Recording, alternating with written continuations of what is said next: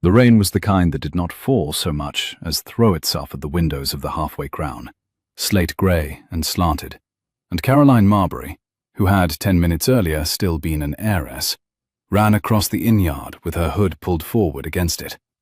Her emerald travelling silk was already black at the hem. Her left shoe had filled with cold water at the second puddle. In her right hand, knotted into a corner of her cloak, was every pound she had been able to lift quietly from her father's bureau between 2 o'clock and 3. In her left, a brass key she had taken from the housekeeper's belt as the housekeeper bent over the linen press, and which now opened nothing at all because she had run 140 miles since. She had not meant to take a stranger's carriage. She had meant only to reach the night mail, which the ostler had told her, when she had asked, in the voice of a maid sent on an errand, left the yard at 9:30 for Stamford and the North Road. The night mail was not in the yard. It had broken an axle, the ostler said, sucking his teeth, 2 miles south. There would not be another coach until the morning.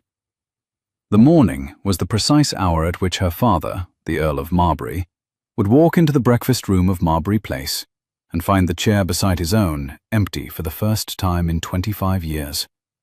And the morning was therefore an hour Caroline did not intend to be reachable in. She heard the shouting before she saw who was doing it. 2 men in the doorway of the tap-room, her father's livery, the plum and silver, 20 miles ahead of where she had counted on his outriders being, because, she understood this with a small, calm clarity, she had told the housekeeper she was going to the lending library. The housekeeper had repeated it to the butler to the head groom. The head groom had said, very politely, that the lending library closed at 4, my lady, and her father had sent 4 men on the post road by 5. Caroline turned without taking another step. Across the yard, drawn up against the long wall of the stables out of the rain, stood a travelling carriage of dark blue lacquer with brass fittings, no crest visible from this angle, the horses removed, the lamps unlit, a man in a many-caped greatcoat asleep against the offside wheel, with his hat tipped over his eyes. She did not think. She crossed the yard at a half-run that drew no eye, because the rain was drawing every eye. She tried the door. It opened. She climbed in. She pulled the door to behind her. She sat in the dark on a cold leather seat and pressed her palm flat against her mouth and listened. The carriage smelled of saddle soap and old book paper and a man's shaving soap, bay leaf, lemon, and faintly of the smoke of a fire burned down some hours ago. Under the opposite seat was a folded greatcoat of fine charcoal grey kerseymere, and the bench beside her, knocked over when she had sat, lay a book, bound in scuffed russet calf, open face down. She picked it up without thinking.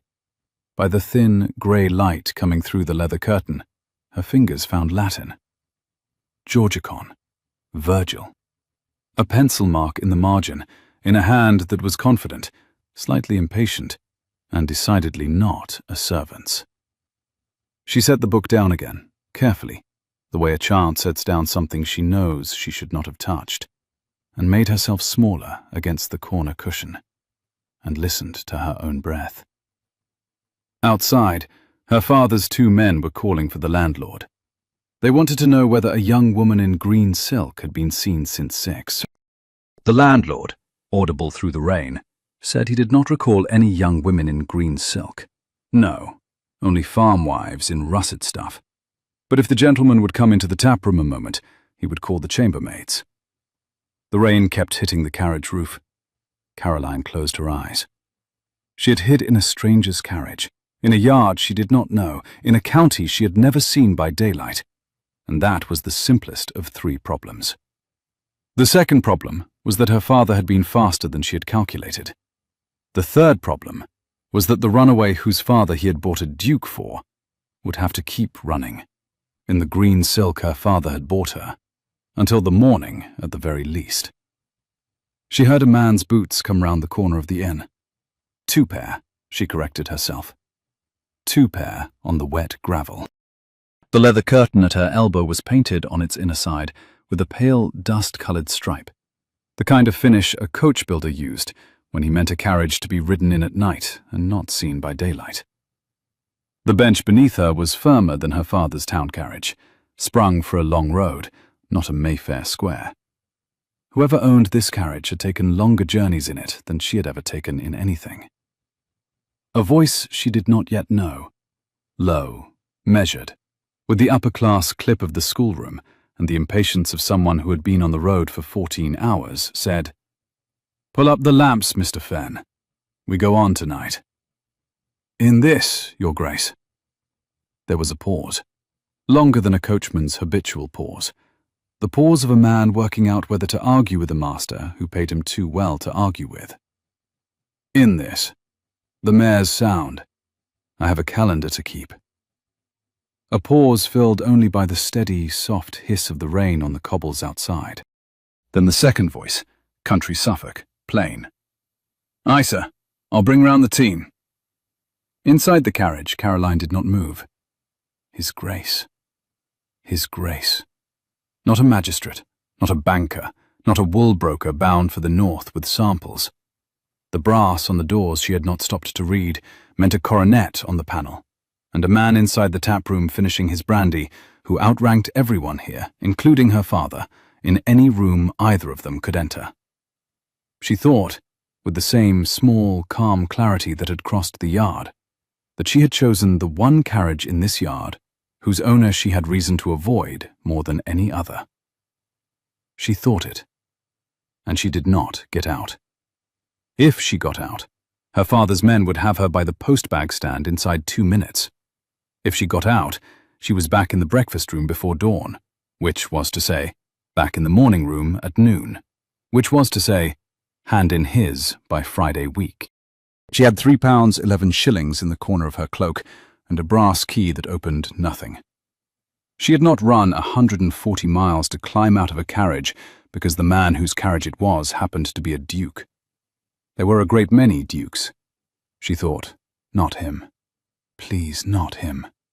And was startled by how clearly she had said it inside her own head. There were a great many dukes. The odds, she told herself, were excellent.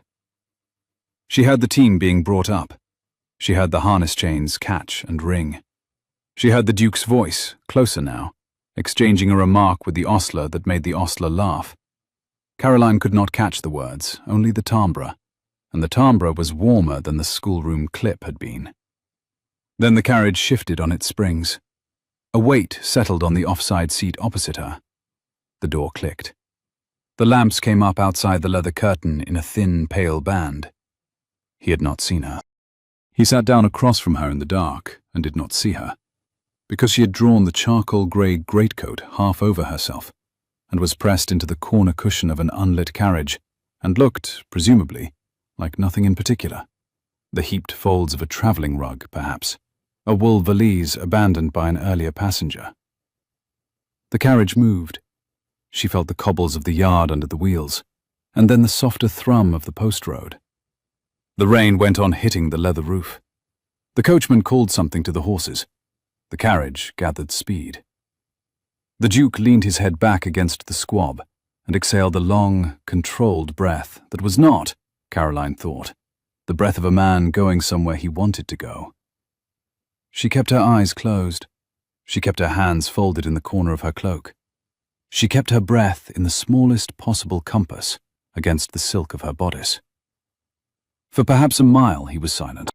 Then, in the same low, measured voice he had used to the coachman, pleasant, quiet, not warmed by any particular conviction, he said to himself, half aloud, "Well, that at least is 1 yard behind me." Caroline did not breathe. For another 2 miles she did not breathe. She catalogued, in the dark, what she knew of him. He was tall. She had felt the change in the springs when he sat. He smelled of the same bay-leaf shaving soap as the bench did, which meant the bench was his, and the Georgicon was his, and the pencil mark in the margin was his. He sat in the corner, not the centre, and let one boot stretch out. His breath was even. He was, she suspected, the kind of man who would notice within 60 seconds that the heap of travelling rug in his corner was breathing. She had perhaps 40 seconds. She moved. She moved without thinking the movement through. She moved on the instinct of a woman who had been raised among horses and had learned very young that a calm, clean motion startled less than a held breath. She moved before fear caught up with her. She sat up out of the greatcoat with what dignity could be assembled from a wet silk hem and a hood gone half off, and a wisp of dark hair plastered along her temple.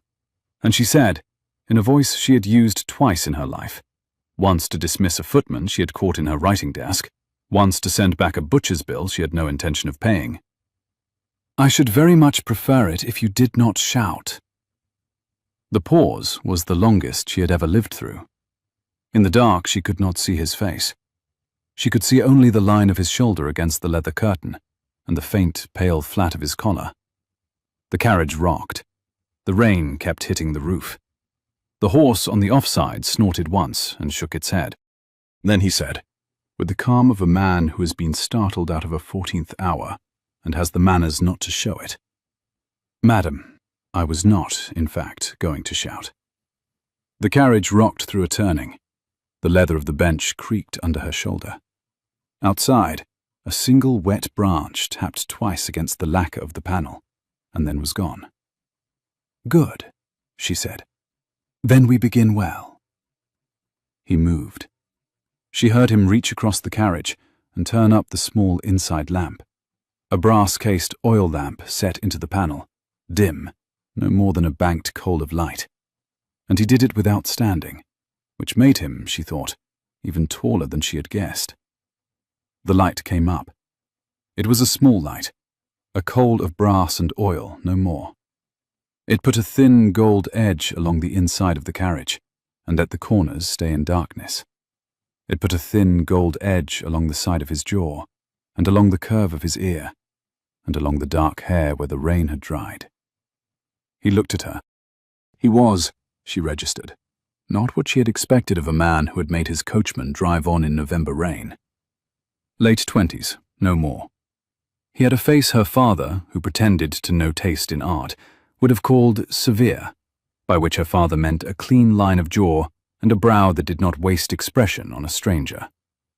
His hair was very dark. Rain had dried in it. His eyes were grey in this lamp. She suspected that by daylight they would be greyer still. His shoulders filled the corner of the carriage, as if the carriage had been built around them, and looking at the way the seams of his coat lay across them, she thought, "This is a man who could lift a saddle one-handed, and a pianoforte too." He looked at her exactly as long as it took a gentleman to take her in without staring. Then he said, "You will be wet through." "I am wet through." "There is a rug behind you. Use it." The rug was a heavy plaid of dark blue and dull gold, folded with a steady hand into a perfect square. "I have your greatcoat halfway over me already." I noticed. He waited. He waited the way a man at a dinner table waits for a difficult guest to set down a soup spoon.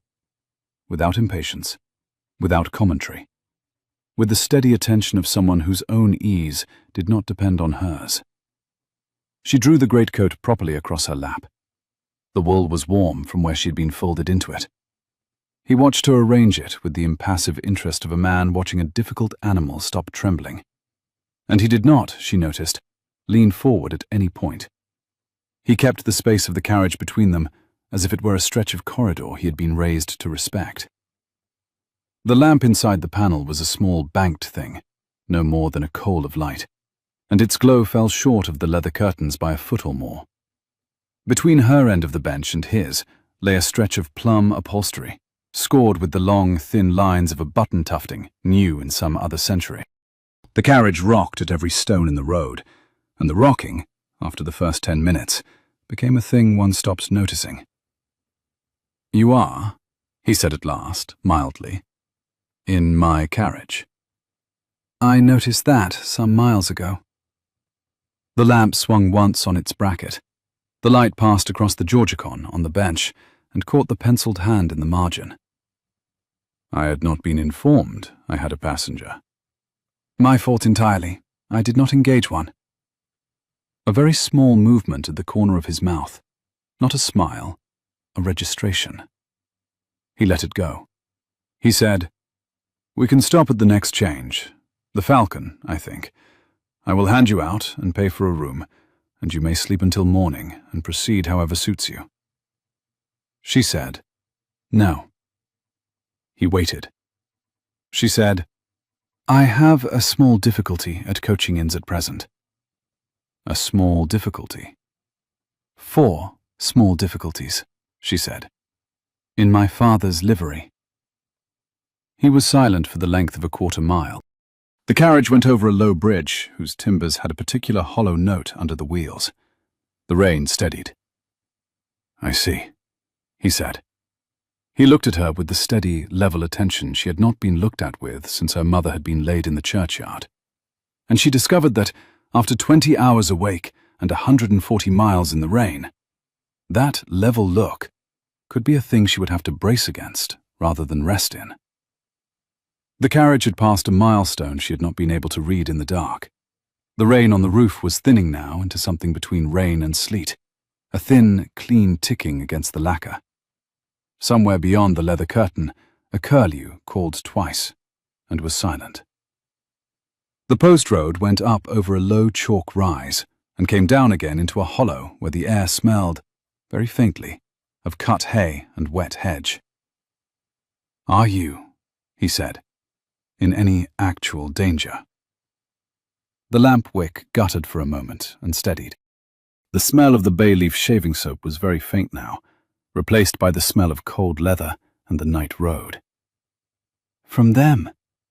From anyone? She thought about it. She thought about the long table at Marbury Place, and the man whose name she had been told on Monday and was to meet on Tuesday week. She thought of the Duke her father had bought for her, 3,000 a year and a borough at Halford and a coronet over the breakfast china. And she thought how strange that the Duke he had bought was a phrase that referred to a real man, somewhere in England, going about his evening without knowing he had been sold. She pitied that man, slightly, in the small way one pities anyone who is bought without consent. "No," she said, "not in danger. Only in the way of an arrangement I would rather not be in the way of any longer." An arrangement? Mine to fulfill, not mine to choose. He considered that. The lamp moved across his face when the carriage rocked at a turn, and the light caught the line of his jaw and the high old scar, pale, hair-fine, above his left eyebrow. He did not look like a man surprised by what she had said. He looked like a man who recognized it. "I shall not pry," he said.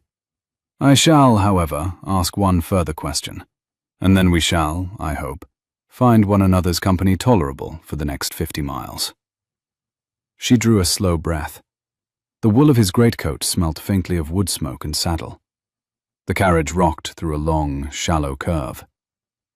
"Ask." "Your name?" "Catherine," she said, and was startled by how steadily it came. It was her mother's name. She had not used it since she was small. "Catherine Eames." She watched him hear it. He did not nod.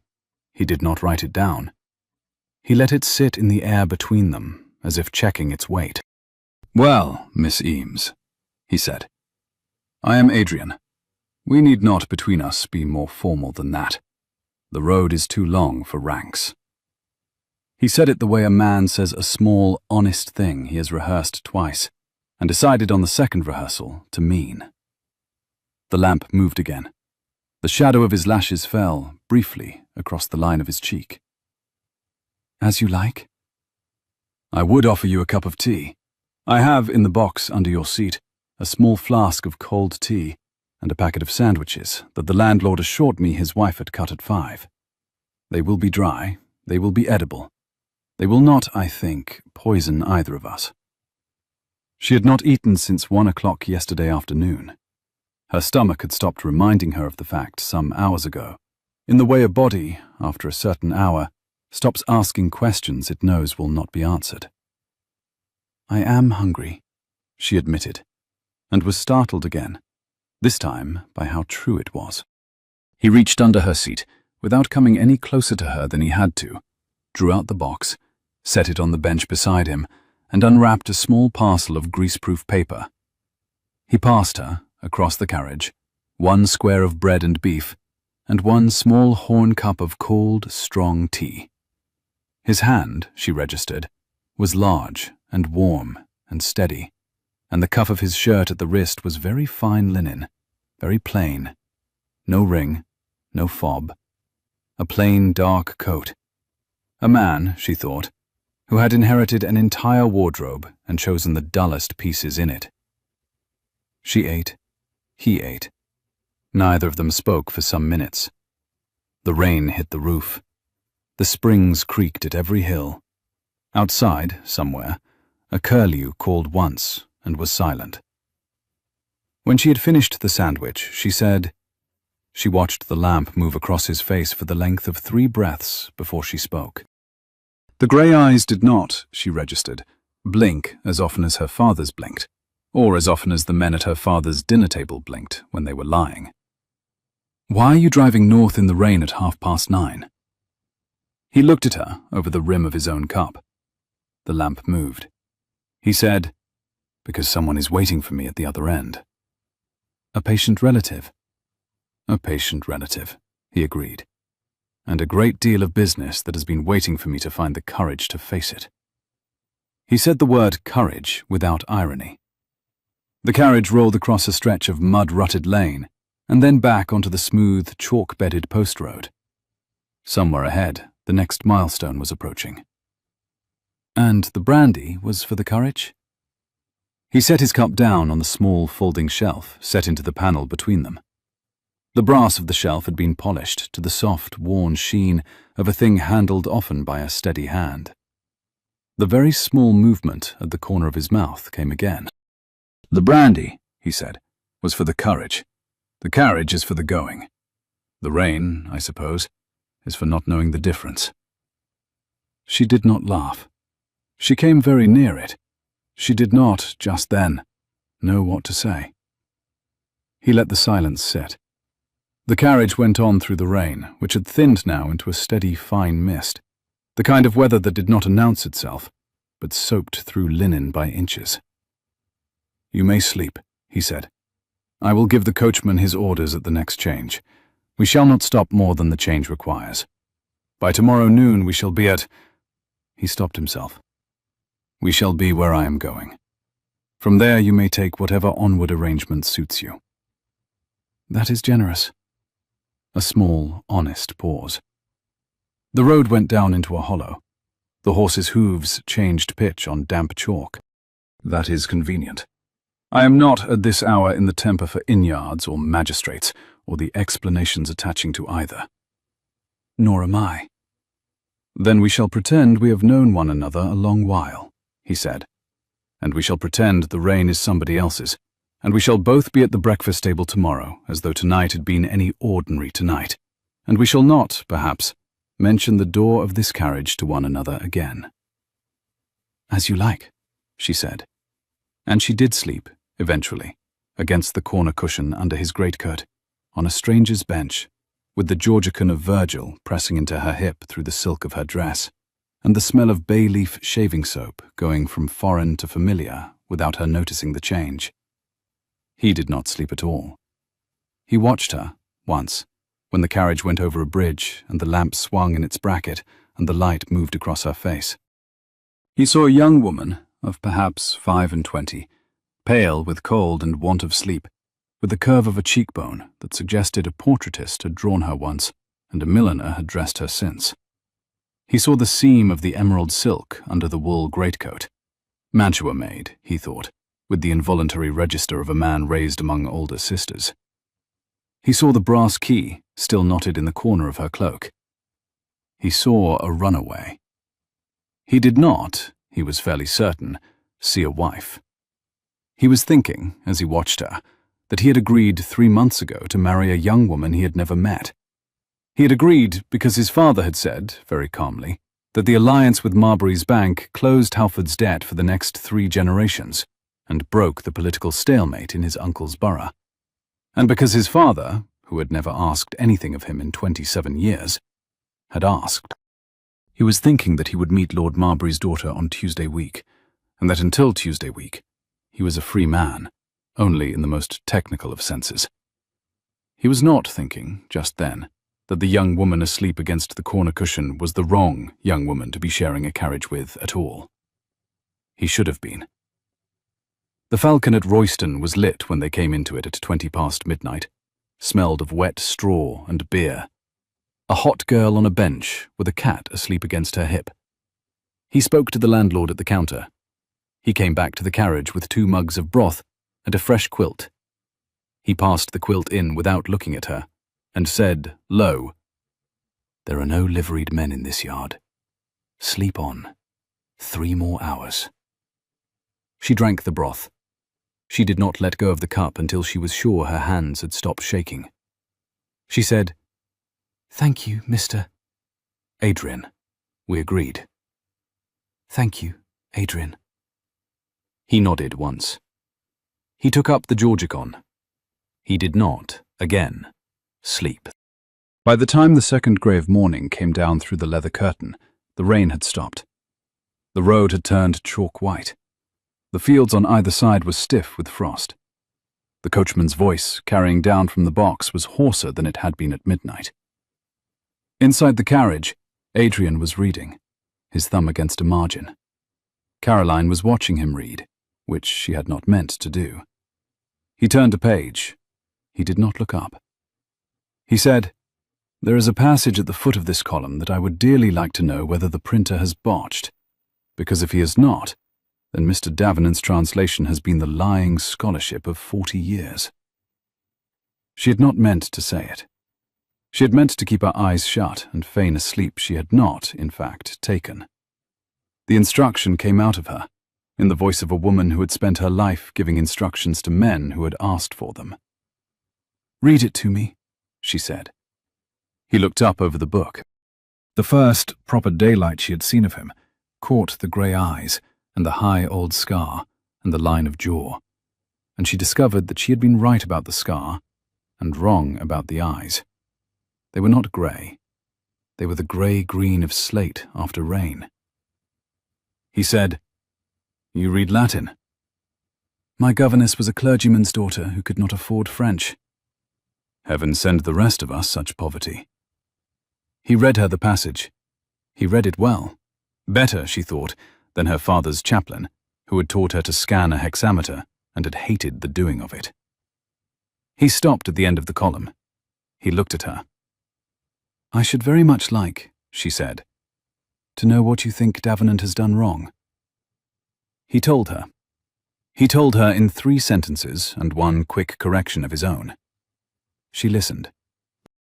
She told him, when he had finished, that on the contrary, Davenant had been correct, except for the word carpet, which Davenant had rendered as plucks, where the older sense was consumes by degrees. There was a small silence inside the carriage. Outside, a cart rattled past in the opposite direction. The coachman called to the horses. "Nisseems," Adrian said, with a very small movement at the corner of his mouth. "I have been quietly furious with Mr. Davenant since I was 19. And you have, in 1 sentence, broken him into pieces and laid the pieces beside one another in the correct order. I shall not, at this hour and on this road, forgive you for that easily." She did not, this time, look down at her hands when she said it. She had been raised to look down at her hands when a man made her a compliment. She had been raised, also, to disbelieve every compliment a man made her. The Duke her father had bought, presumably, would have made compliments by the dozen and meant none of them. This was not, she was beginning to see, the Duke her father had bought. "You may forgive me later." "I shall." He turned the book over and laid it on his thigh, and looked at her with what she thought, with no warning at all, might have been the first openly pleased expression he had shown a stranger in a year. The pleasure went out of his face the moment he registered that she had noticed. He set his face back to the calm, courteous mask he had worn since the halfway crown. "Where am I taking you?" he said quietly. "I had thought," she said, "the next stage past the Falcon. There is a town. I shall find a respectable woman's house and write to my cousin in York. She does not approve of my father. She will have me for the winter. You will need money.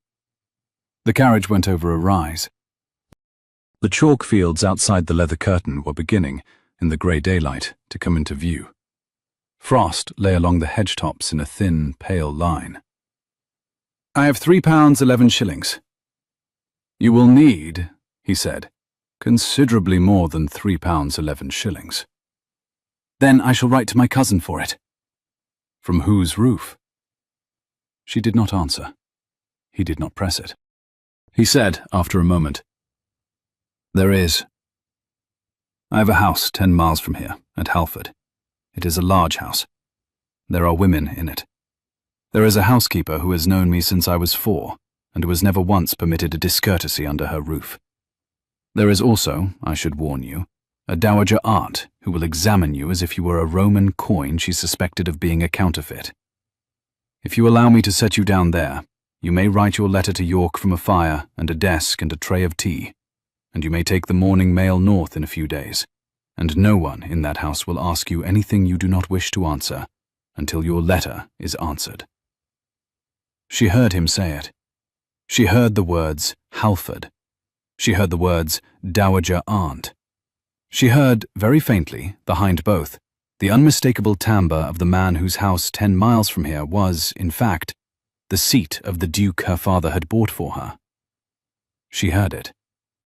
She let her face show none of it, because she had spent 25 years in a house in which not showing what one heard was the third condition of survival. She thought, of all the carriages in England. She thought, very well. She watched him as he said it. He did not, she registered, lean forward or soften his voice, or in any other way press her to accept the offer he had just made. He let it sit between them on the bench, the way one lets a written invitation sit on a card tray, for the recipient to take up or leave. She said, That is more than I have any right to. Nonsense. You owe me a Latin lesson. I shall pay it back. Then we are squared, Miss Eames. Sleep again if you can. 2 hours more. She did not sleep. She watched the chalk road go white under the carriage wheels, and the hedgerow black against it, and the slate-grey sky lighten by degrees into the colour of his eyes. And she thought, in a corner of her own head she had not used since she was a child, that she would have liked to know what his name was. His real name. The one his housekeeper had used since he was 4. She would, presumably, know it by tonight. She did not, she found, want to know it yet. The house at Halford sat in a fold of the chalk downs the way an old gold cup sits in the palm of a hand. Heavy, dignified, surprisingly small at the second look, with 3 stories of grey limestone, and a long row of mullioned windows that had been catching the morning sun for 200 years before any Wycliffe had thought to be born. The drive came in along an avenue of ponarded limes. The gravel had been raked that morning. 2 footmen were on the steps by the time the carriage cleared the gate. Caroline saw the coat of arms above the door before she saw the door. Halford. The Dukedom of Halford. She had read about it in Debrett's in her father's library 6 weeks ago, with the air of a woman reading the marriage advertisement of a name not yet attached to her own. She had read about it again in the Morning Post, under a paragraph she had pretended, for the benefit of the housekeeper, to find boring. The crest was 3 falcons on a chevron. The motto was, Non sine pulvere, not without dust. She had thought, idly at the time, that whoever the Duke turned out to be, he at least had ancestors who had not lied about the cost of getting there. The carriage stopped. The footman came forward. The first footman was a young man, with the kind of carefully expressionless face that a footman learnt in his first year of service, and never quite afterwards lost. The second footman was older. Both of them had their hats off in the cold. Your Grace. Mr. Fenn, take the team round. Mrs. Bell will have ordered something for the kitchen by now. Miss Eames. Brown, this is Miss Eames. She's been on the road since yesterday. She's to have the south guest room and a fire and whatever Mrs. Bell is making in the kitchen. Tell my aunt at once that I have brought a guest. Tell her I shall come to her in the morning room in a quarter of an hour. It was done with the same low, measured calm he had used to the coachman in the inn-yard. It was done in the voice of a man who had given orders since he was 8. It was done, Caroline registered with the small, calm clarity she was beginning to dislike, by a man named Adrian, who was also a Grace, and whose footman knew him as both, and who had not, at any point in the last 15 hours, lied to her, only let her not ask. He handed her down himself. His hand was warm under hers. The drive gravel was cold under her ruined silk shoes. The sky was the slate grey of his eyes, and she could not, now, look up at him without seeing the resemblance. And she could not, now, look down at the steps without seeing the falcon on the brass boot scraper. She said, "Adrian?" "Miss Eames?" The wind off the chalk downs pulled the colour up into her cheeks. She drew the wool of his greatcoat closer at her throat. The gravel under her shoes was the colour of cold tea, washed clean by the night's rain. "That is not, in fact, your only name." "It is the only one I use indoors with a woman who has been awake since yesterday." "And outside?" She kept her voice low. The footman at the door, 20 yards away, could not have heard her if she had spoken in a parlour voice. She kept her voice low anyway.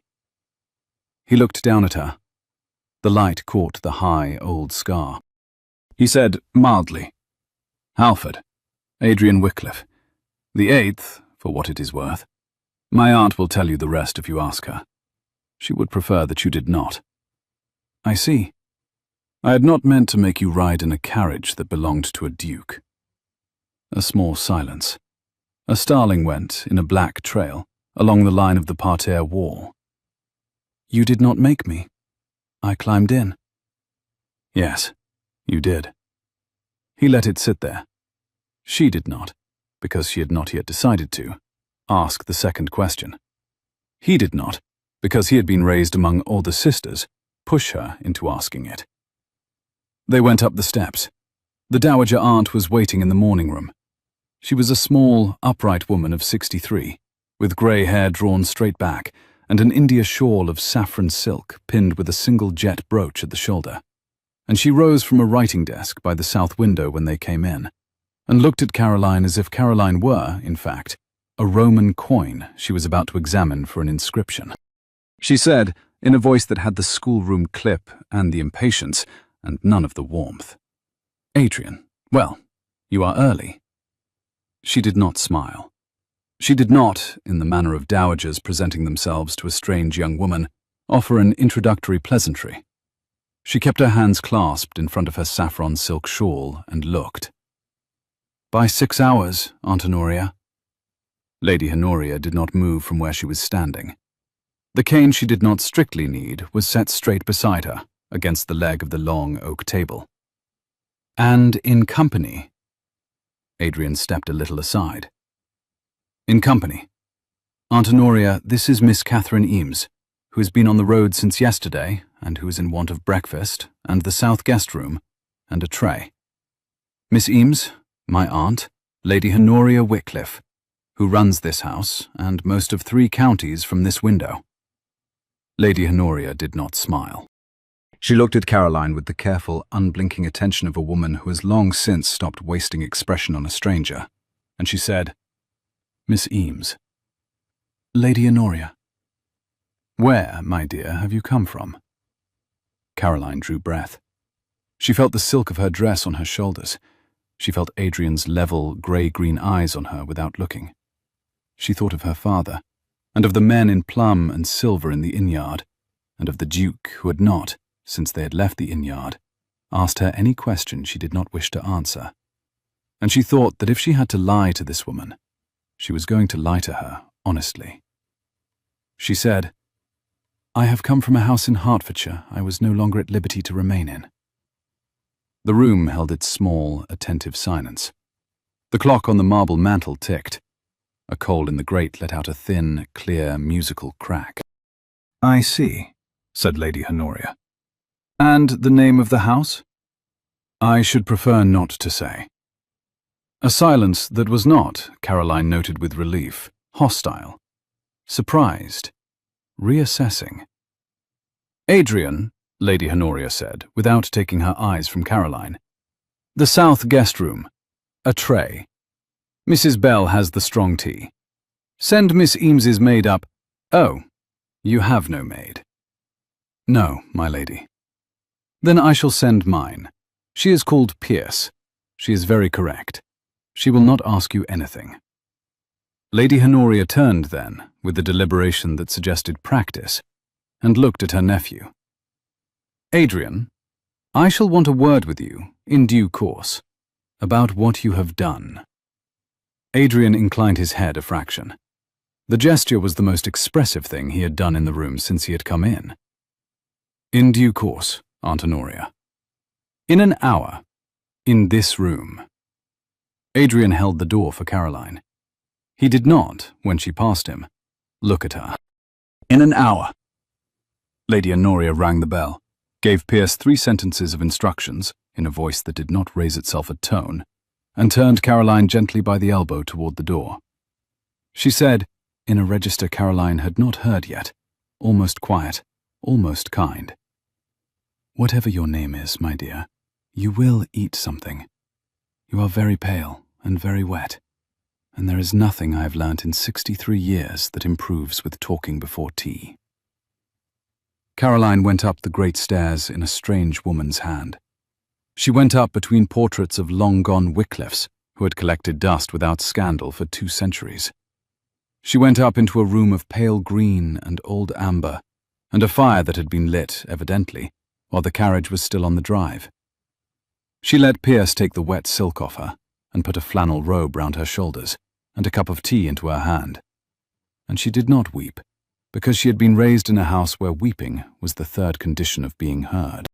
She thought, sitting by the fire, that she had hid in a stranger's carriage, in the rain, in a yard she did not know, and that the stranger's carriage had carried her to the precise house she had run 140 miles to avoid, and that the Duke, her father, had bought for her, had given her his greatcoat, his cold tea, his sandwich, his Virgil, the south guest room, his aunt's lady's maid, and not, at any point, a question she did not wish to answer. She thought, what kind of man does that? She thought, not the kind of man my father would have bought. She set the cup down. She watched the fire. She did not yet know what she was going to do. She knew only that the brass key in the corner of her cloak had opened, after all, exactly one thing, and that the thing it had opened was not what she had expected, and was not, perhaps, going to be possible to close again. Downstairs, in the morning room, Adrian Wycliffe stood at the window with his hands clasped behind his back, looking out at the parterre that the chalk frost had turned the colour of a pearl, and listened to Lady Honoria, who had taken 30 seconds to walk to the writing desk and another 15 to seat herself, say, "Adrian." He turned from the window then. "Aunt?" Lady Honoria did not move from the window. Her hands were folded, one upon the other, in the way she folded them when she meant to be patient, and meant her patience to be felt. "You have, I take it, an explanation." "I have no explanation. I have a passenger. The passenger is in the south guest room. The passenger is to be treated as a guest of the house, until she chooses to write to her relations, or until I am informed that she may not." "And who is she?" "She gave me her name as Catherine Eames." His aunt was silent for the space of 2 breaths. "There is no Catherine Eames." He did not turn from the window. "I have never met an Eames of any sort. The name may yet be real." "Adrian." "I know." Outside, a fine rain had started against the south lawn. The yew at the corner of the parterre was darker than the sky behind it. "You are to receive Lord Marbury's daughter at the place on Tuesday." "I am aware, Aunt." The frost on the parterre, outside the long window, was beginning, very slowly, to soften. "And you have, on Sunday, brought home from a coaching inn a young woman in green silk to whom you have given the south guest room. I am aware. Has it crossed your mind? He did not turn from the window when he answered. It has crossed my mind. She did not finish her sentence. He did not turn. The frost on the parterre was beginning, in places, to go. What I would say to you, Lady Honoria said, is this. I have lived in this house for 51 years. I have watched 2 dukes marry without choosing. I have watched the consequences. I have watched your father do, in the matter of your mother, what your grandfather did in the matter of your aunt, and the cost has not stopped being paid in this house, Adrian, in either direction, in any generation I have known. If the young woman upstairs is who I think she may be, you will tell me before you tell her. If she is not who I think she may be, you will still tell me before you do anything. I am too old, my dear, to find out by the 3rd footman. He turned then. He looked at his aunt across the writing desk. He said, with the very small movement at the corner of his mouth, that Caroline, 3 floors above with a flannel robe over her shoulders, had begun to recognize without knowing what it was called. Aunt Honoria. I have known her 15 hours. She knows 3 things about me. She knows my name is Adrian. She knows I read Virgil. She knows I have an aunt who looks at strangers as if they were Roman coins. She does not know, and I do not wish her to learn, before I have eaten and slept, that the Duke her father has been pressing her to accept is the man whose Virgil she corrected at 7:30 this morning. A long silence, in which the grate gave up another coal. You will tell her. I shall tell her, today, before dinner. I should very much like 1 hour, Aunt, in which I am simply a man whose Latin has been improved by a stranger, before I am again a coronet and a borough, and a 4,000-a-year settlement signed in another man's hand. Lady Honoria looked at him. She was, as he had known she would be, very quiet for a long moment. Then she said, 1 hour, Adrian, not 2. 1 hour. She watched him as he said it. She watched him as a small, upright woman of 63, who had taught him to count and to ride, and at 9, to keep a difficult promise on a broken arm. And then you tell her. Then I tell her. He bowed his head a fraction to his aunt. He went out of the morning room. He did not, on the way through the hall, look up at the south stairs. He went out across the parterre. He stood for some minutes at the wall of the lower terrace. He thought that he had not, in 27 years, ever before wanted a stranger to be someone other than they were going to be. And he thought, with no courtesy at all, that he had perhaps half an hour left in which to be a man called Adrian, and that he intended to use it. He did not yet know what use he was going to make of it. He would find out by tea. Caroline ate. She slept 3 hours under a green eiderdown. Pierce woke her at noon, brought her a clean grey muslin morning dress that fit at the shoulders and was loose at the waist. Lady Honoria's, when she was Miss Wycliffe, my lady, and you are nearly her height, and dressed her hair with a discretion that asked nothing. She went down to the morning room at 1. Lady Honoria was at the writing desk. The Duke was not in the room. Lady Honoria looked up, registered the dress, registered the hair, said, "That suits you," and went on writing. Lady Honoria, "In a moment, Miss Eames." She finished the line. She set the pen down. She blotted. She closed the inkstand. She gave Caroline her full level attention, as she had given her in the morning, and she said, "There is a luncheon laid in the small dining room. My nephew is not in the house at this hour.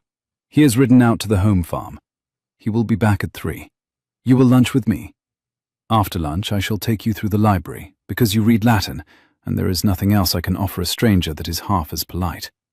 And at 3, when my nephew is back, you and he will have, I gather, a conversation. I have promised him that I shall not be in the room. You will, however, have me on the other side of that door, my dear, as long as you have need of me there. Do you understand?" "I think I do, my lady." Eat. The cook is a Wycliffe in temper. She will be insulted by less than a full plate. Caroline ate. She ate cold pheasant and a slice of seed cake and a baked pear that had been steeped in spiced wine. And Lady Honoria gave her a small, careful tour of the library that contained 2 passing observations on Mr. Davenant's translation and 3 on the unfortunate vogue for false Gothic bindings. And Caroline laughed once, suddenly, at a verdict on Mr. Coleridge that she had heard her own governess deliver in identical phrasing 20 years earlier. And Lady Honoria looked at her, with the very small movement at the corner of her mouth, which Caroline now recognized, because she had seen it for 15 hours on another face, and which had to mean, she thought, that Lady Honoria was, also, in her own way, his aunt. At 2:45, Lady Honoria gave her into the library and closed the door behind her, and Caroline stood by the long table and waited. She heard the boots on the flagged corridor before she saw him. She heard him stop at the library door. She heard the small, steady breath he drew before the latch lifted. He came in at 3 exactly. He had changed. He was in country dress, a coat of dark green, plain riding breeches, a cravat tied without flourish. He had taken off his gloves at the door. His hair was wind-blown. He had been on the home farm, plainly. He came in and shut the door and crossed to her with the same low courtesy he had used on the carriage step. And he stopped at the other end of the long table, and he said, "Miss Eames." "Halford." He took the name without flinching. He said, "I owe you an explanation." "You owe me," she said, "a question first." She drew a breath. She kept her hands on the table. She did not, at any point in the long week she would later remember, regret the steadiness of her own voice in this moment. "Ask it." "Are you the Duke of Halford that my father has been writing to since August about a marriage between his daughter and yourself?" A silence, in which the fire in the library hearth made the only sound. The clock on the mantel struck the hour. The clock kept striking. Adrian Wycliffe set both his hands on the long table, palms flat, and looked across the matter, and he said, "I am." "And you have known, since I told you my name was Catherine Eames?" A long pause. The fire in the library grate let out a small, clear, ringing crack. The clock on the mantel went on counting the hour. "I have known since you told me you had a small difficulty at coaching inns in your father's livery." "And you brought me here?" He did not, on hearing it, look down. He did not, on hearing it, look away. "I brought you," he said, "where you would be warm and fed, and not handed back to 4 men in plum and silver before you had slept. I did not, miss, I did not, until I shut the carriage door, intend to tell you who I was within 15 miles of this house. I intended to set you down at the Falcon and pay your way north. I changed my mind on the road." "Why?" "Because you read Virgil." The answer landed in the room with no flourish at all. He did not, on saying it, look pleased with himself. He looked like a man who had just paid a small, honest tax he had been intending to pay for some weeks. She did not laugh. She came very near it. "That is," she said, "the worst reason I have ever heard a duke give for anything." "It is the only honest one I have." She looked at him. She had been about to say 6 sharp things, the kind of things her father had taught her to say when a man was lying about money, and she discovered, with the small, calm clarity she had begun to dread, that none of them would land. He was not lying. He had not lied. He had let her not ask. There was a difference, and the difference was a fine one, and the fine one was the one she had been raised in a house that did not understand. She drew the breath. The library was very still around her. The fire in the grate, the clock on the mantel, the long table under her palms. "My name," she said, "is Caroline Marbury." "I know." "You did not know." "I was very nearly sure," he said, "by the time you corrected Davenant on carpet." A small, honest silence. "I am running away from you," I had gathered. "I had hoped," she said, "to find any duke in England not so disagreeable as I assumed mine to be." "I had hoped," he said, "to find any Marbury daughter not so plain as I had been promised to expect." She did laugh this time. One short, startled sound that she did not give him the satisfaction of repeating. "My father," she said, "is going to come for me here." The fire shifted in the grate. Outside the long window, the chalk frost on the parterre lay pale and untouched. "Yes." A pause. The rain on the south-facing windows of the library had thickened in the last half hour. The sound of it on the leads was steady and broad, the way it had been at the inn-yard at Marston's 6 nights before. "By Wednesday." "By Tuesday morning, I should think. He will have written to Mrs. Bell within the hour." She set down her cup. The cup was an old white Wycliffe pattern, with a faint chip at the rim that someone had let pass. "I will not marry you on his terms, Halford." "I shall not ask you to." "I will not be bought from one man to another. I have a cousin in York. I have £3 11s. I will not." He had been listening to her, with a stillness she did not yet recognize as the stillness of a man who had been raised among older sisters, and had learnt very young not to interrupt a woman in flight. "Miss Marbury," he said. She stopped. "I am not going to ask you," he said very quietly, "to marry me on any terms at all at this hour. I'm going to ask you to stay 1 week, to eat at this table, to read in this library, to meet, when he comes, your father and mine, who have been writing to one another over our heads since August about a matter neither of us was permitted a vote in. And at the end of the week, if you wish to take the morning mail to York with your £3 11s, and never speak my name again, I shall hand you into the coach myself and pay the rest. I shall not, however, hand you into a coach with £3 11s tonight. I am not, in that, going to be moved." She set both her hands on her end of the long table, palms flat, in unconscious copy of his own posture, and she looked at him across the polished oak and the inkstand and the dish of penknives, and she said, 1 week. 1 week. She felt the agreement settle on the room, the way a coin settles on a polished table. Once, twice, and still. "On the condition," she said, "that you do not, in that week, court me." She did not lower her gaze. He did not lower his. "I shall not court you," he said, with no movement at the corner of his mouth, and no warmth at all in his voice, except that there was, somehow, behind the calm, an enormous quantity of warmth he had carefully shut into another room. "If you do not, in that week, lie to me." A single, clear word. "Agreed." "Then you have, Miss Marbury, the freedom of this library, the south guest room, my aunt's wardrobe, my coachman, my horses, and my Virgil. You will be required at breakfast and at dinner. You will be required at neither otherwise. If at any point in the week you wish to be set down anywhere else in England, I have given Fenn orders to take you, today or any day, with no questions asked, with money in the box.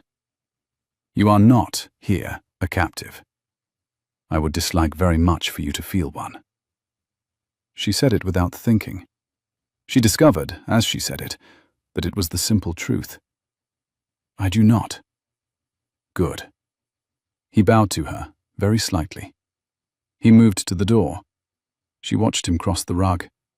He moved with the same low courtesy with which he had handed her down from the carriage on the gravel. He had his hand on the doorknob when she said, behind him, "Halford." He turned. She had not meant to ask. She had meant to let him go through the door without another word between them. The question came out of her in the voice of a woman who had spent 20 hours awake and had, at the end of them, only one further question left. "What were you going to do?" she said. "On Tuesday week?" If I had been at home. He looked at her. He took a long breath. He said, in the voice she had heard say 1 yard behind me in the dark of the carriage, "I was going to marry you, Miss Marbury, because my father asked it of me. I was going to be kind to you, because I have been raised in a house in which one is kind. I was going to spend 40 years across a dinner table from a young woman who had not chosen me any more than I had chosen her. And I was going to mind very much, every night, that neither of us had been asked. I had not, until last night in the rain, thought there was any way out of that for either of us." The clock on the mantel struck the quarter. He drew a slow, steady breath. "And now? Now I am going to ride out again until tea, Miss Marbury, because if I stay in this room another minute, I shall break my own agreement." He went out. The library door clicked behind him. The latch settled. The boots on the flagged corridor receded. She did not move for some time. Outside the long mullioned windows, the chalk frost had gone entirely. The parterre lay pale and wet under a slate-grey sky. Somewhere on the home farm, a dog barked once. In the hearth, a log shifted and let out a small, clear, ringing crack. Caroline Marbury, who had, at 9:30 the night before, been an heiress, sat down in a tall, green leather chair by the long library table and put her hands carefully into her lap, the way her governess had taught her to do when she was 8. And she said, aloud, into the empty room, in the voice of a woman addressing a brass key, "Well, that is a difficulty." She did not, however, weep. She had business to attend to.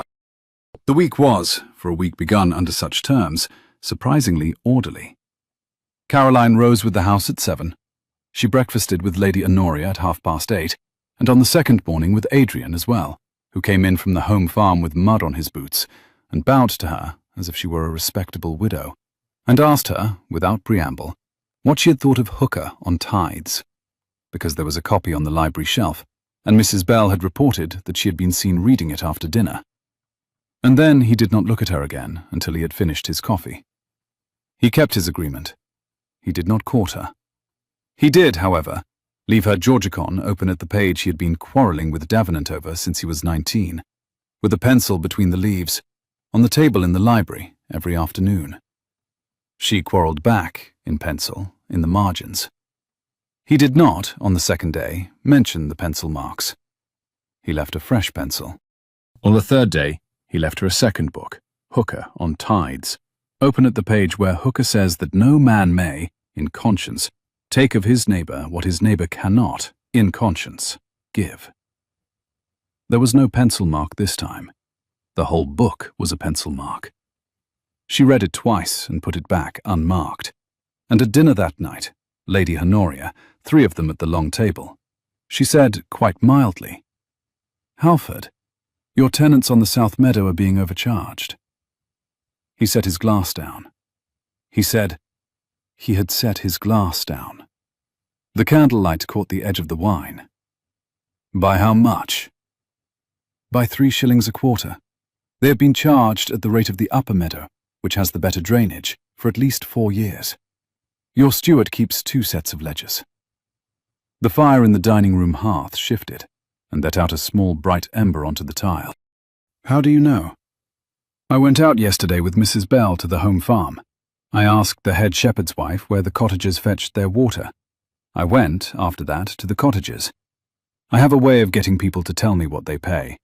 My father taught me, in case I ever had to manage a house. He did not anticipate that the house in question might be yours." Lady Honoria laid her fork down with great quiet. Adrian said, he spoke the words very evenly. The wine in his glass did not move.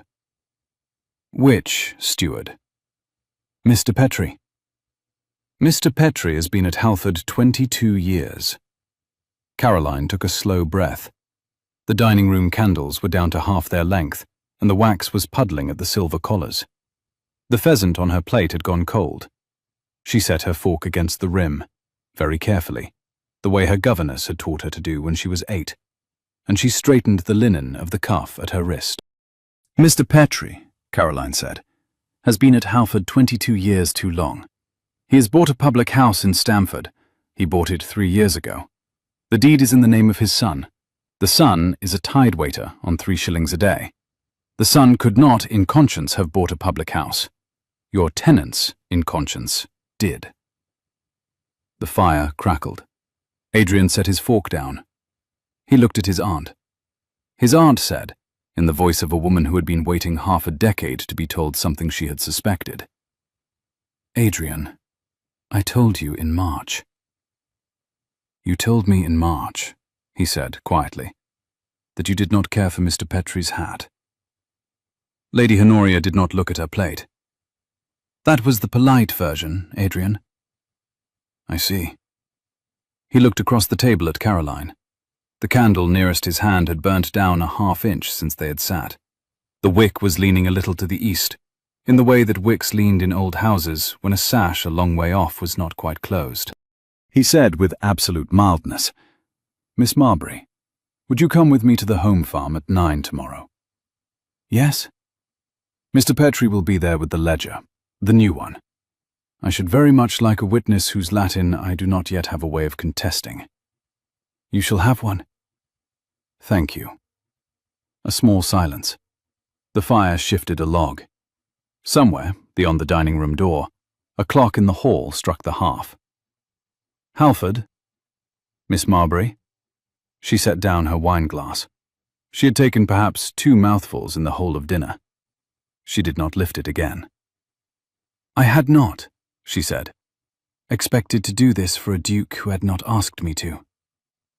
"I had not," he said, "expected to be asked by a woman who had specified 3 days ago that I was not to court her." "I am not being courted." "You are not." A beat. She held his eye across the candle flame. "You are being audited." "I am being," he said, with the very small movement at the corner of his mouth that was, by the 4th day, beginning to be a thing she watched for. "Very thoroughly audited. I shall presumably survive it. Or I shall not." Lady Honoria reached for her glass. "I do not pretend," she said, "to follow whatever this is between the two of you. I should be very obliged, however, if neither of you forgot that you had agreed not to court one another, because if either of you did forget it, it would fall to me to remind you, and I have a letter to write to the bishop, and very little patience." Lady Honoria looked at her glass. "Aunt." "Adrian." That was the 3rd day. By the 5th day, Adrian had taken Mr. Petrie's ledger off him in the home farm office, in front of Caroline, in front of his aunt, and in front of the head shepherd who had been at Halford a year longer than Mr. Petrie, and disliked him precisely a year longer, and Mr. Petrie, who had a long, thin nose and a very thin patience with women who asked questions, had said, in the kind of small, clean voice in which men lie when they have run out of larger ones, "I cannot answer that question, Your Grace, in front of—" "You will answer it, Mr. Petrie," Adrian had said, "in front of whomever I have in this room." Mr. Petrie had not answered it. He had handed over the ledger. He had ridden, that afternoon, to Stamford in his own gig, with a letter of dismissal in his pocket, and an instruction that the keys to the home farm office were to be at Halford by nightfall, or the matter would not be resolved between him and his Grace, but between him and the assizes. The keys had been at Halford by 6. The new ledger had been put into the head shepherd's hand. Adrian had written a letter to a man in the city, asking him to come down for the audit. Lady Honoria had written a letter to the bishop about a parish school. Caroline had written a letter to her cousin in York.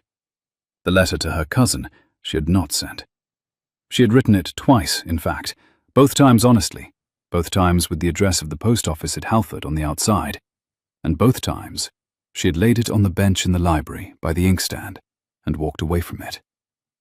The first time she had told herself it was because she had wanted to add a postscript about the steward.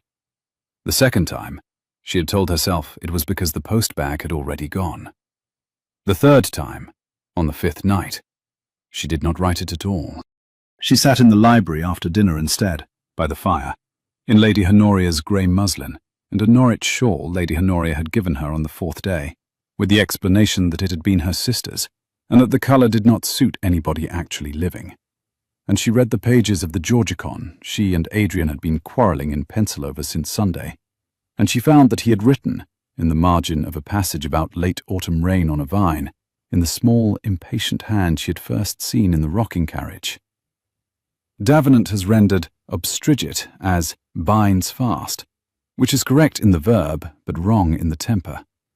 Miss Marbury, would you be willing, before I leave for the city on Friday, to give me your sense of obstrigit as a verb of constraint that is also a verb of relief? I shall not press, only ask. She read it 3 times. She put the book down. She picked up the pencil. In her own hand, smaller and rounder than his, she wrote, Halford.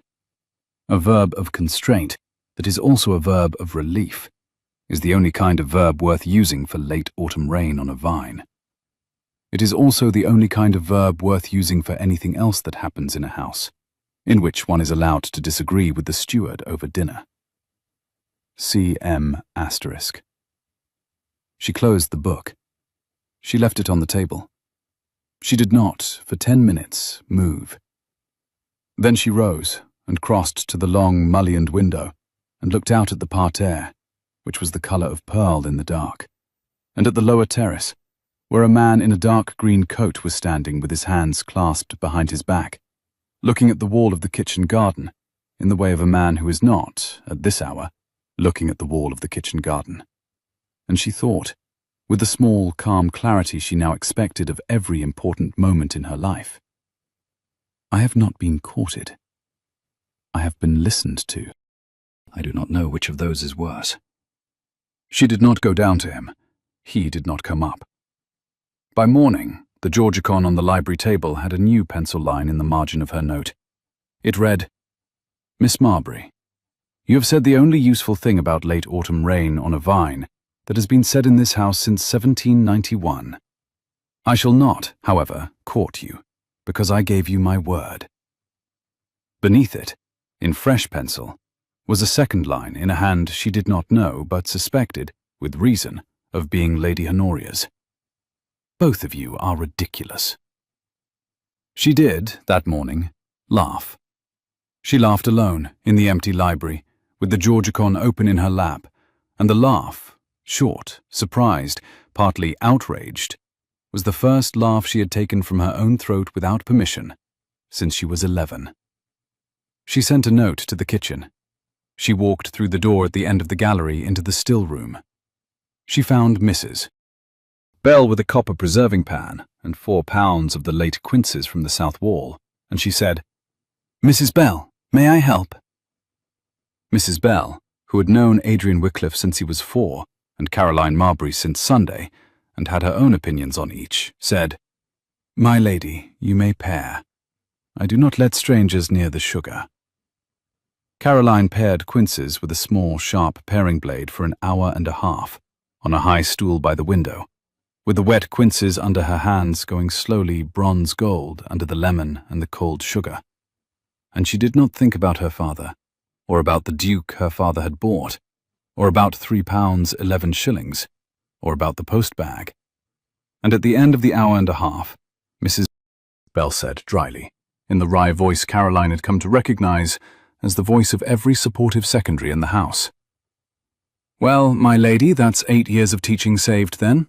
I shall not say to my niece, when she comes, you might learn from Miss Marbury. I shall say, Miss Marbury already paid the lesson, child. You go straight to lemons. The pared quince in front of Caroline was a small bronze-gold half-moon on the white deal of the bench. The cold sugar at her wrist had begun to crystallize. Mrs. Bell, my lady, you have been very kind to me. The reply came without turning. The copper preserving pan continued to give off its small, clean smell of sugar and lemon and slow heat. His Grace told me to be. Yes, Caroline said, but you would have been anyway. Bell, who had not, in 51 years of service, accepted a verbal compliment in working hours, took the paring blade from Caroline's hand, and the apron from her waist, and the bowl of pared quinces from the bench. She turned all three away into the corner of the still room without comment. Then, with her back to Caroline, in the voice in which Adrian had said, "1 yard behind me in the dark of the carriage," she said, "His Grace deserved his father better than he got him. He has the same trouble now. I am very glad, my lady, that he has had, this week, somebody in the house worth quarrelling with him over the Virgil. I shall not, for choice, lose that." Caroline did not answer her. Mrs. Bell did not turn from the corner. After a moment, Caroline took the apron off the hook again and tied it. She picked up the paring blade. She started on the second basket of quinces, which the gardener had brought in at dawn from the south wall. She did not look out of the still-room window, where, on the gravel of the lower terrace, a man in a dark green coat had just walked up out of the parterre and stopped at the back gate with his hand on the latch, looking up at the still-room window, the way a man looks at a window through which he can see a woman paring fruit, and not, at this hour, looking at her at all. It was the 6th morning of her week. Her father's carriage came up the avenue at noon on Tuesday. Caroline, in the still room with Mrs. Bell, did not hear it. Adrian, in the library with the man from the city and an open ledger, did. He set down his pen. He looked across the table at his aunt, who had risen and was standing at the long window, and his aunt, who had stopped, in the last 24 hours, looking at strangers as if they were Roman coins, and had started, almost, looking at her nephew as if he were one, said, "Adrian." Adrian did not look up from the ledger. His pen, when he laid it down, made a small, flat sound against the rim of the inkstand. "I know, Aunt." "You will fetch her?" "I shall not. She shall come down when she chooses." "You will tell her?"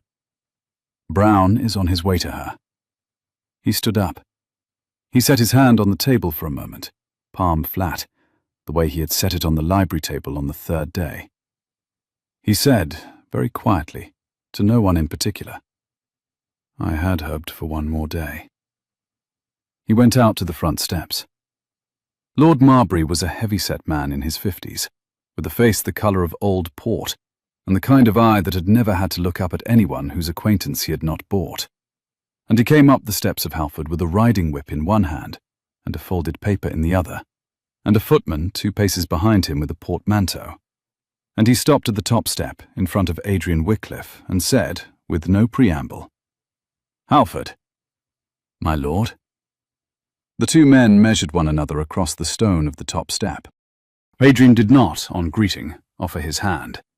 Lord Marbury did not, on greeting, offer his. "You will hand me over my daughter." "I shall hand you," Adrian said, "into the morning room, my lord. There is brandy in the morning room, and a fire, and chairs that will hold your weight, and a great deal of glass between you and the wind. Your daughter will be sent for when she chooses to come." "When she chooses?" "When she chooses, Lord Marbury. She has been a guest of this house since Sunday. She is not a parcel of yours that I have signed for." "By God, sir!" The lime trees along the avenue had not yet shed the last of their leaves. A handful of gold ones fell, in a small dry rush, across the gravel between the 2 men. The footman at the bottom of the steps did not move. "My God, sir, indeed," Adrian said, with the very small movement at the corner of his mouth that had no warmth in it at all this time. "And into the morning room, if you please. We are standing in the wind. I have my aunt to consider." Lord Marbury went into the morning room. The footman with the portmanteau went round to the kitchen. Mrs. Bell, in the still room, set the preserving pan off the flame, dried her hands, and turned to Caroline at the high stool by the window, and she said, with a quiet that was new in her, "My lady, your father is in the morning room." Caroline set the paring blade down. She did not breathe out for a long moment. She said, "Mrs. Bell, I should be obliged if you would lend me a clean apron." "My lady?" "A clean apron." Mine is sticky with sugar. I have no intention of meeting my father in a sticky apron. He would speak of it for years. Mrs. Bell looked at her. Mrs. Bell, very rarely, smiled. She fetched a clean apron from the press. She tied it for Caroline herself. I shall come down with you, my lady. No, I shall go alone. Then I shall be in the gallery, my lady, by the door. Thank you, Mrs. Bell. Caroline took off the sugar cuffs of her dress, washed her hands, smoothed her hair under Lady Honoria's grey muslin morning cap, and went down the back stairs. She crossed the long flagged corridor that led from the still room to the hall. She passed the library door without looking at it. She stopped at the morning room door and rested one hand flat against the panel for a moment, as she had rested her palm flat against her mouth in the dark of the carriage on Sunday night. And then she opened the door and went in. Her father was standing in front of the fire. Adrian was standing at the writing desk by the south window, hands clasped behind his back, in the precise posture in which Lady Honoria had stood a week ago to receive Caroline herself. Lady Honoria was at the writing desk. The room smelled of beeswax and brandy and the cold off her father's greatcoat. Caroline. Father. He spoke the way he had always spoken to her, as a matter already settled, requiring only that she be informed of it. You will get your cloak. She stood very still in the door of the morning room. The fire in the grate gave a small, clear, musical crack. She felt the brass key still knotted, somewhere upstairs, in the corner of a green silk hung in a press. I shall not, father. He took the riding whip from beneath his arm. He set it across the table. The leather knot at the handle came to rest against the saucer of the inkstand with a small, definite tap. You will get your cloak, Caroline. You will come into the carriage, and you will be at Marbury Place by midnight. We shall not, in this house, speak of where you have spent the week. I have given the Duke my word. I have not given him mine. He did not move. The whip on the table did not move. Only the small muscle at the corner of his jaw, which she had watched all her life, set. Caroline. Father, she said, I am not getting into the carriage. I have written to my cousin in York. I shall go to her by the morning mail at 6. By the morning mail at 6. With £3 11 shillings. With £3 11 shillings. He set both hands on the table. The signet ring on his left hand caught the lamp. With no settlement, no allowance, no house, no carriage, no name, no prospects. With the disgrace of a week at Halford that I shall not, after this hour, deny to a single one of my acquaintances. Yes, she said. All of that. He looked at her. He had looked at her the same way once when she was 9, when she had refused a French lesson because the master had pinched her wrist, and her mother had taken her side then, and her father had not. Her mother had been gone 7 years. There was nobody now who would take her side. She knew this. She had known it since she was 18. She did not, on this hour, on this day, find it any more difficult than she had found it then. Caroline, her father said, you will marry the Duke. Adrian moved. Adrian had not moved from the writing desk. He spoke without raising his voice, and the room, with its leather, its old maps, its long shelves of Virgil and Tacitus, and the small calf-bound Georgicon at his elbow, made the small voice the largest sound in it.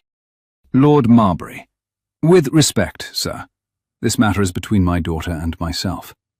With respect, my lord, this matter is between your daughter and the man whose name you have been disposing of in a settlement clause since August.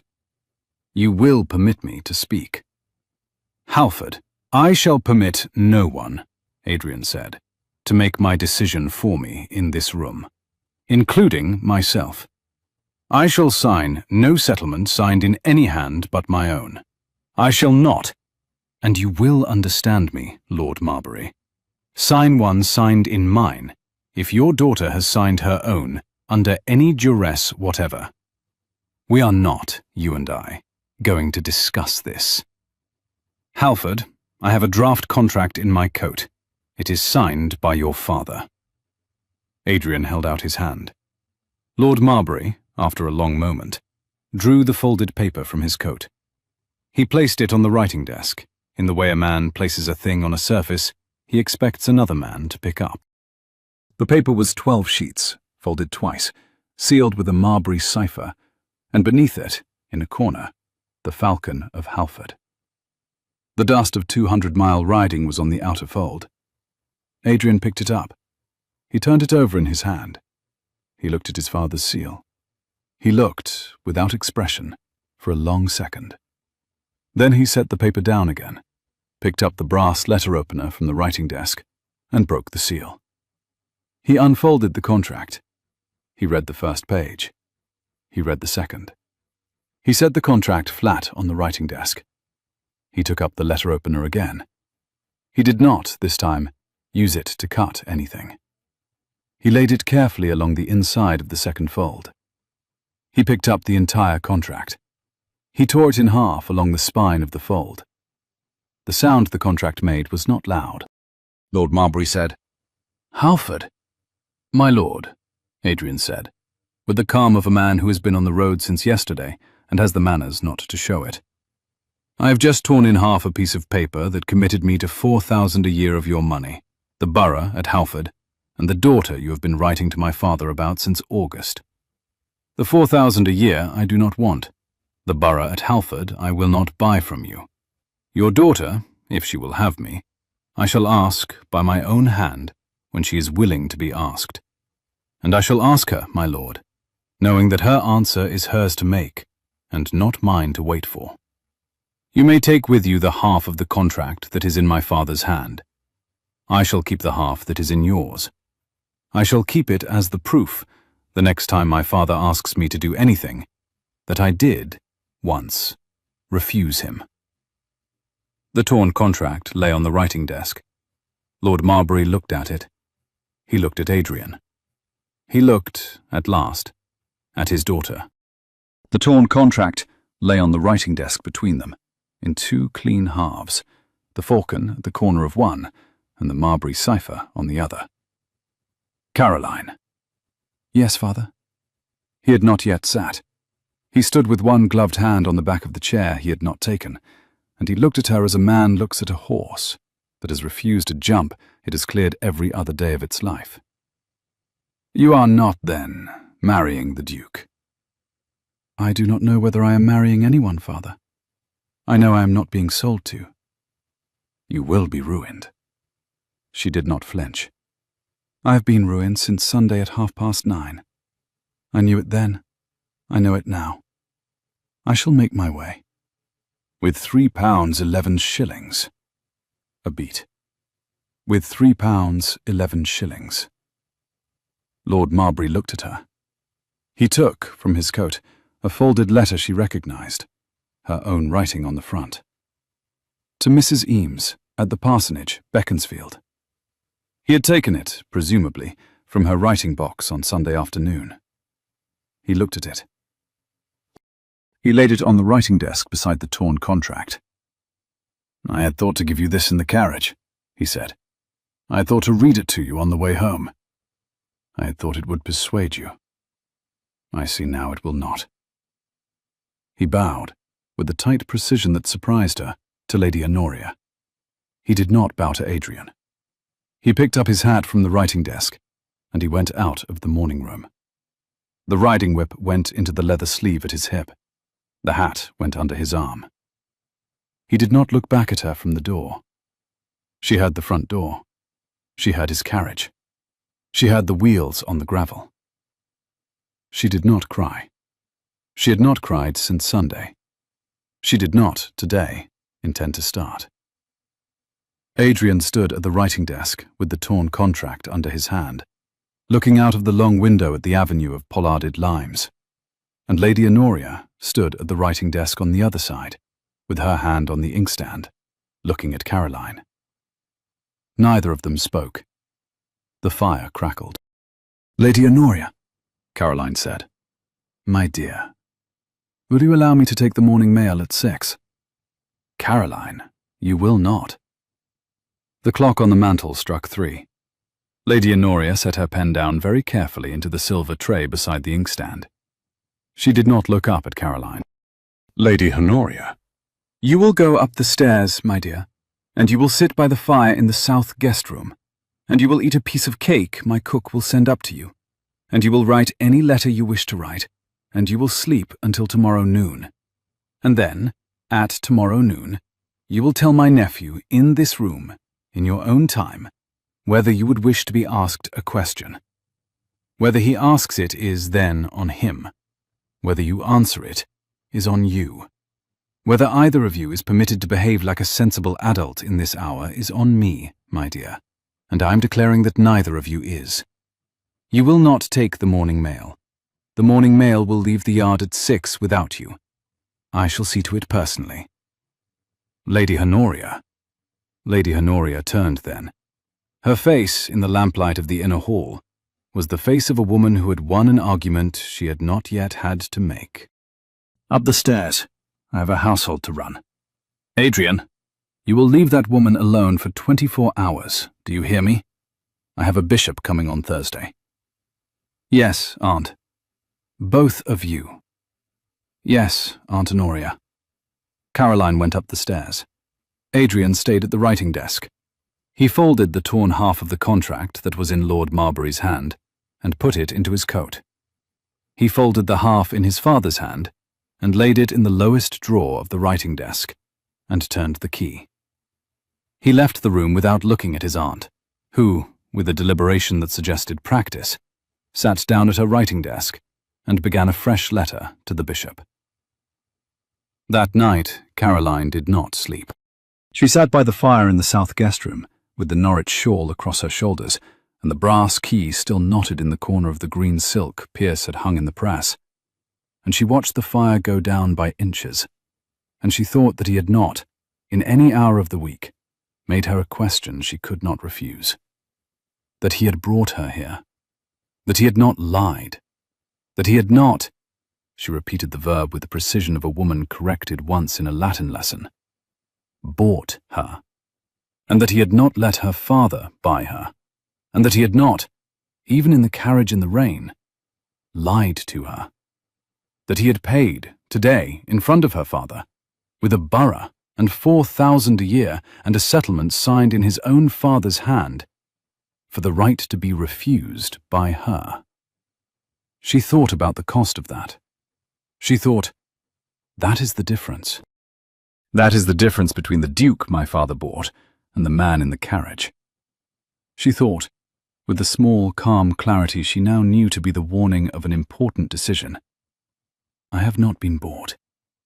I shall not, then, sell, she thought. But I have been listened to, and I should very much like to listen back. She rose at 4:30. She did not ring for Pierce. She dressed herself in Lady Honoria's grey muslin and the Norwich shawl, by the light of the fire burned down to embers, and she went down the back stairs, barefoot in her stockings, her shoes in her hand. She passed the library. She passed the morning room. She went out by the back gate of the parterre. The Duke was on the lower terrace. He had been on the lower terrace, she suspected, since dinner. He was standing at the wall of the kitchen garden, with his hands clasped behind his back, looking at the wall, in the precise posture in which she had seen him from the still-room window the morning before. He did not turn when she crossed the gravel. He had heard her, presumably. He did not turn. The cold went through the wool of Lady Honoria's grey muslin, and Lady Honoria's borrowed Norwich shawl, as if neither had been there at all. Her breath made a small, pale plume against the slate-grey sky. She stopped 2 paces behind him. She said, in the voice she had used in the dark of the carriage, when she had told him she should very much prefer it if he did not shout, "Halford." "Miss Marbury." "I have a proposition." He did not turn. He waited. She said, "You will not marry me on my father's terms?" "No." She set her hand flat on the writing desk between them. The wood was cool. The little brass inkstand had not been moved since the morning, and the dried ring of last night's wax sealed the edge of the blotter. "You will not marry me on your father's terms?" "No." She nodded once. "You will not marry me, Halford, on any terms at all that have been settled by anyone in this matter except you and me." "No, Miss Marbury." She breathed in once, slowly, and out again. "Then I should very much like," she said, "to know what your terms are." A long silence, in which a thrush, very early, began somewhere in the kitchen garden wall, sang 4 small, clear notes, and stopped. He turned, then. He turned in the kind of slowness with which a man turns toward a thing he has been afraid to look at for a week, and he looked down at her, in the grey muslin and the Norwich shawl, with her dark hair coming a little loose under the morning cap, and the slate-grey sky behind her the colour of his eyes. And he said, very quietly, in the voice he had used to the coachman in the inn yard, "Miss Marbury, my terms are these." "Tell them to me." "That I shall ask you only when I have your father's leave to ask you nothing. That I shall settle on you, by my own hand, an income that comes out of my own estate and not your father's bank. That I shall, at any hour and any year of our marriage, hand you into a carriage of your own, with your own coachman, if you wish to leave me, and pay your way to anywhere in England you wish to go, and I shall not ask. That I shall not, in any room of any house I own, ever speak to you in the voice in which your father spoke to you in the morning room. That I shall, every winter, read Virgil with you in the library, and I shall, every winter, lose. Those are my terms." "And what do you ask of me?" He drew a breath. He let it out. "Miss Marbury," he said, "I ask of you that you will, if you decide so, marry me. I ask of you that you will, if you decide so, stay. I ask of you that you will, if you decide so, quarrel with me in pencil in the margins of every Latin author either of us owns. I ask of you nothing else. I had not, until last night, the right to ask of you even that. And if I say no? Then I shall hand you into the morning mail at 6, with your cousin's address and the money to reach her. And I shall not, Miss Marbury, ever ask you again. You will not be asked in this house anything you do not wish to answer. You were not in the carriage. You shall not be on the gravel." She looked at him. She looked at his slate-grey eyes, and the high old scar, and the line of his jaw her father would have called severe, and at his bare, ungloved hands, very large and very still by his sides, and at the wall of the kitchen garden, and the rosemary rimed with frost, and she thought, in a corner of her own head that had been quiet for 15 years, "This is the second time I have hid in a stranger's carriage. The first time it was a duke's.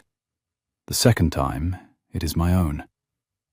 She drew the slow, steady breath of a woman who had been raised to give an answer, and had, on one Sunday night in November, learnt to keep one, too. She said, in the small, clear voice in which she had told him in the dark of the carriage, that she would very much prefer it if he did not shout, "Halford, I shall marry you." He did not move. For a long moment he did not, in fact, breathe. The slate-grey sky went on lightening behind him. The lichen on the wall of the kitchen garden was the colour of old gold and dust. She watched his face. The very small movement at the corner of his mouth came and went, and came back and stayed. And behind the calm, behind the level grey-green and the line of jaw and the 7 years of training in a house in which one was kind without showing it, she saw, for one whole second, what he had been keeping in another room since Sunday night, and it was as much as she had ever wanted to see in a man's face.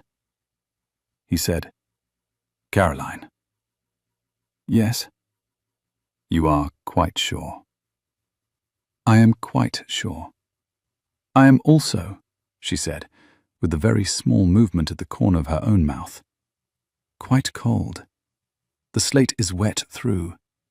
If you are going to stand here another quarter of an hour, Halford, you will at the very least lend me your coat. He did not laugh. He came very near it. He took off his coat. He put it round her shoulders. He did not, even then, take her hand. He did not, even then, touch her face. He did, after a moment in which he considered it with the gravity of a man who had been raised in a house in which one did not, ever, lay a hand on a lady's wrist without leave, lift one of her hands in both of his, and turn it over, and lay his thumb very lightly across the inside of her wrist where the pulse was, and hold it there for the count of 3. The pulse went under his thumb in a small, steady rhythm that he was, presumably, going to remember. He set her hand down. He drew her hand through his arm, against his sleeve, with the small, steady pressure of a man who had been waiting to do exactly that for 3 days, and had not allowed himself to think of it. "We had better go in," he said. "My aunt will have heard you on the gravel. She will be at the window with a bishop's letter in her hand. We shall not, at this hour, give her the satisfaction of a scene." "No." "Caroline." "Yes." "You may, if you wish, send the letter to your cousin in York. I shall not, if you do, mind. She should know." She had already decided. "I shall write it after breakfast." "Good." "Caroline." "Yes?"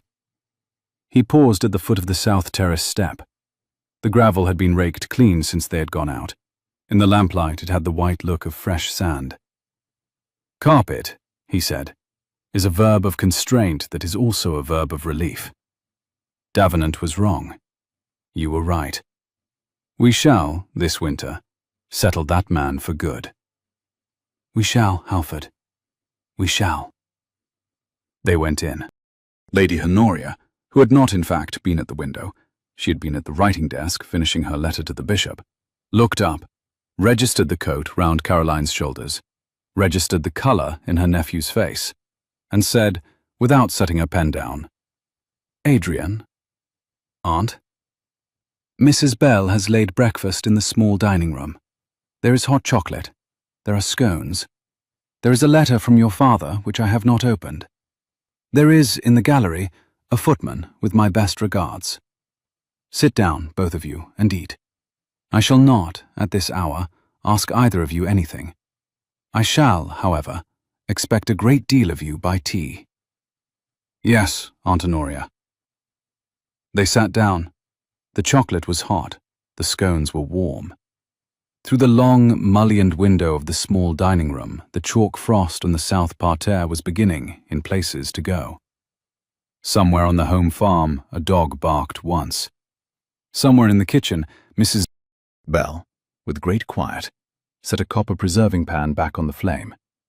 The clock on the mantel struck the hour, and kept on striking, and the 8th chime found Caroline Marbury, who at 9:30 on Sunday night had been an heiress, and was at 9:30 on Wednesday morning quite a different thing, laying her hand on the polished oak of a stranger's table, palm flat, in unconscious copy of her own posture, and Adrian Wycliffe laying his beside it, 2 inches off, neither hand quite touching the other, which was, in that house, the precise distance of consent. They were married in the parish church at Halford on the 2nd Sunday of December. Caroline wore her mother's lace, sent down by the cousin from York, who came in a hired chaise and quarrelled with Lady Honoria over the proper way to candy a violet. The bride's father did not attend. He wrote, 3 days before, a short, stiff letter offering his blessing and a settlement on his daughter of £15,000, to be held by trustees of the bride's own choosing, and saying he hoped, in the course of time, to meet his son-in-law on terms more agreeable to both. Adrian wrote back, in his own hand, saying he hoped the same. He laid the letter in the lowest drawer of the writing desk, on top of the half of the torn contract that was in Lord Marbury's writing, and he turned the key.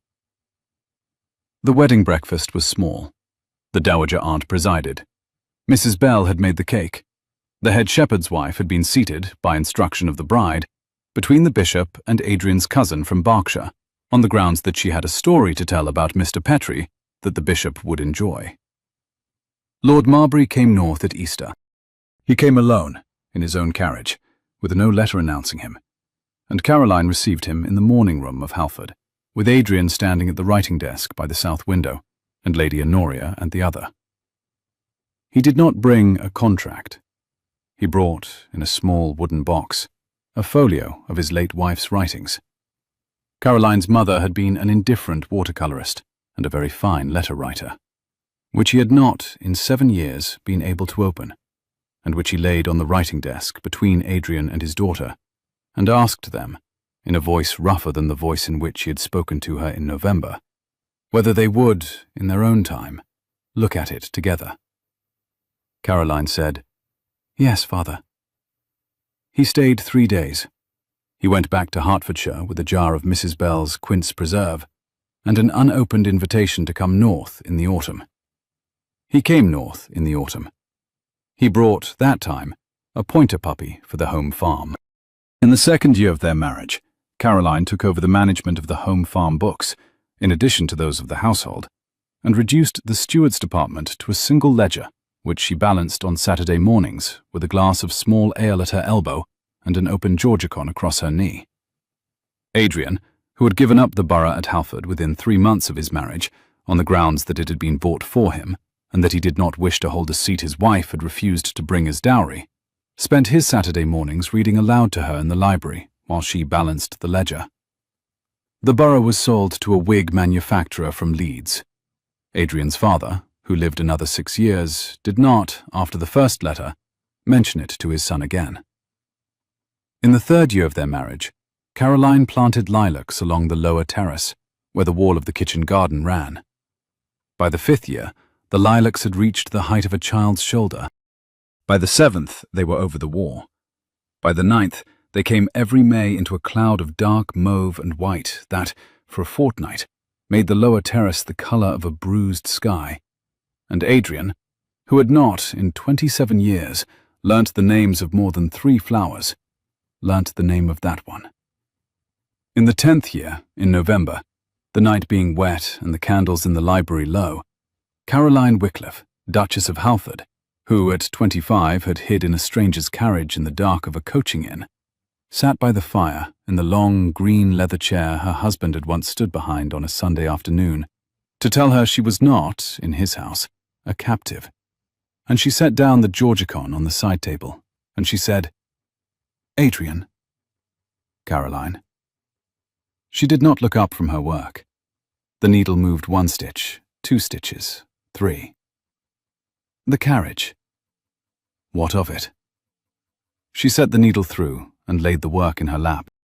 "You have not, in 10 years, told me what became of it." "It is in the coach house," he said. "It has been repainted twice. It is, at present, a perfectly respectable dark blue, with the falcon on the panel." "Why do you ask?" "Because I should like to take it to the parish school tomorrow. I should like to drive through the avenue. I should like, when we come back through the gate, to see the carriage from inside the gate, the way I saw it the first time from inside the yard at the halfway crown." He set down his book. He looked at her across the fire. The very small movement at the corner of his mouth came, and the slate-grey eyes, and the high old scar. He set his hand on the arm of the chair.